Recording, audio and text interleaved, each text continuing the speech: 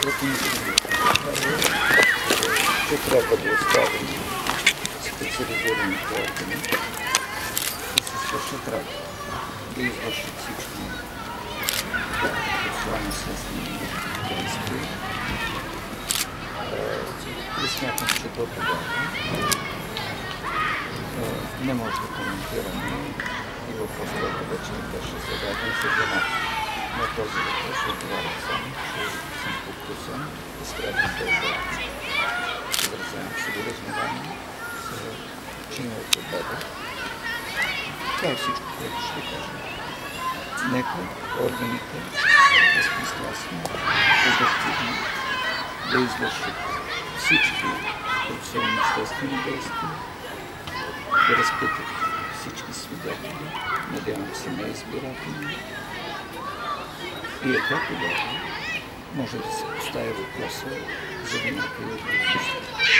И все пак по самата фактология на Царото, която вие казахте, че сте спреми, не знам какво, как се стигне до този изключително конспект? Нека да не се повтаря.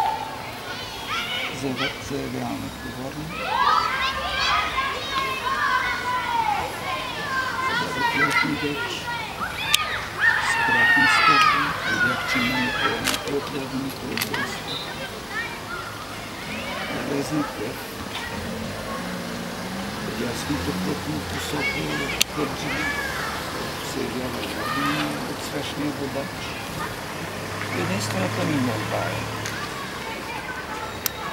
да не се подвеждате по месторазположението на автомобила, в който се движи. Той изглежда, че е застанал напреки на пътя. Но както виждате, този автомобил и с очите си го видяхте, не е ударен отляво. В лявата страна няма и дръскотинка. Ударът беше черен.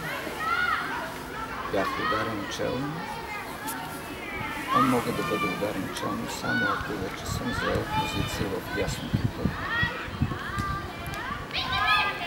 Защо отсрещният водач беше на лявото платно?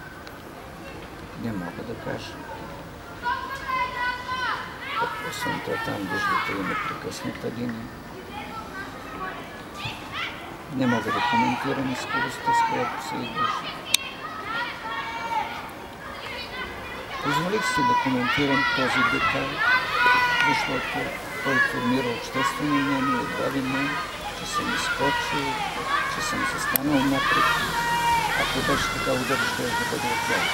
Надявам се, всички бяхме на място. Видяхте автомобила, той е ударен черно. Това е всичко, което мога да кажа. Вие с какво скоро се движите, господин Мустафа? Аз? След 100. Не знам каква скорост е възможно в разстояние на 15-20 метра от позиция 0. Нали се сещате, че аз не съм в основния път и така че... Моля, мисля, само един кратък въпрос, понеже стана дума днес. Смятате ли си кандидатурата за евродепутат?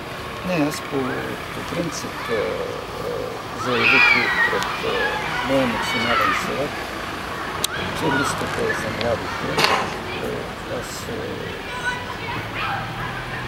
не бях и няма да съм кандидат за евродепутат.